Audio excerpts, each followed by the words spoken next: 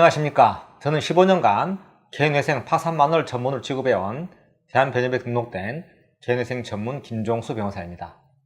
오늘은 중지명령, 금지명령에 대해서 말씀드리겠습니다.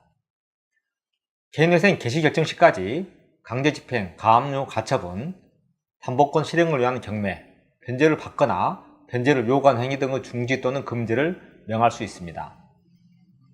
중지명령은 절차가 계속 진행되는 것을 중단시키는 것으로 새로운 신청을 막을 수는 없습니다. 금지명령은 새로운 절차의 신청을 금지하는 것으로 통상 금지명령은 거의 모든 사건에서 신청하고 있습니다. 중지명령, 금지명령은 강제집행, 가압류, 가처분, 담보권 실행을 위한 경매 등을 중지 또는 금지하는데 주로 압류 및 추심명령과 압류 및 전부명령이 대상이 됩니다. 특히 전부명령이 확정되면 채권자가 장래 급여 채권을 이전받으므로 급여의 상당한 부분을 받지 못하게 되어 개인회생 진행이 어렵게 됩니다. 그러므로 인가 결정이 있는 경우에는 그 후 제공한 노무로 인한 부분에 대해서는 전부명령 효력을 상실한다는 특칙을 두고 있습니다. 그래서 급여를 제대로 수령하여 변제 계획을 수령할 수 있게 됩니다. 금지명령은 실무상 급여 및 유치의 동산에 대해서만 이루어지고 계좌 압류를 금지하는 것이 아니므로 오해하시면 안됩니다. 보통 1회 변제 기일을 접수 후 2달 내지 3달 후로 정하게 되는데 인가 후 전부 명령이 효력이 상실된 경우는 1회 변제 기일을 인가 후로 정하게 됩니다. 급여를 정상적으로 받은 때부터 변제를 하는 것이죠.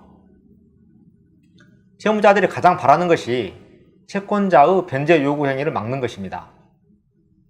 특히 산채가 많거나 연체된 지 얼마 안 되어 채권자의 추심이 심한 경우는 신속히 금지명령을 받아 하루라도 편히 사셔야 됩니다. 모든 사건에 대해 금지명령을 해주느냐? 그건 아닙니다. 법원에 따라 금지명령을 잘 해주지 않는 법원도 있고 사건에 따라 해주지 않는 사건도 있으며 개인회생 파산 제도를 두 번째 이용하는 경우에는 해주지 않는 경우도 있습니다. 그렇다고 금지명령 불허가에 대해 즉시항고를 할 수도 없습니다. 그런 경우는 개시결정을 받으면 채권자의 추심행위도 금지되므로 법원의 보정명령의 성실을 응해서 신속히 개시결정을 받아야 합니다. 채권자의 추심이 심하고 금지명령도 해주지 않는 경우에는 채무자 대리인 제도를 이용할 수도 있습니다.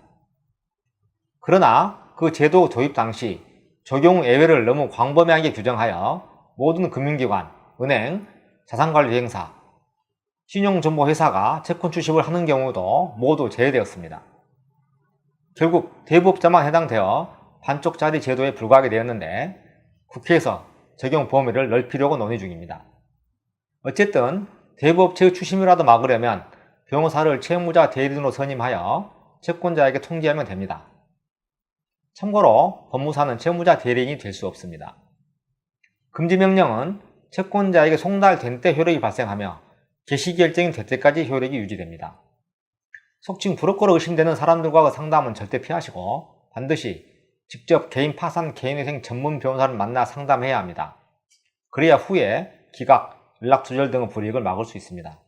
저는 15년간 개인회생 파산만을 전문으로 처리해온 개인회생 전문 변호사입니다. 제가 직접 자세하고 객관적인 상담을 해드리고 직접 서류 검토도 해드립니다. 저에게 직접 전화를 하시거나 방문하여 자세한 상담을 받으시기 바랍니다.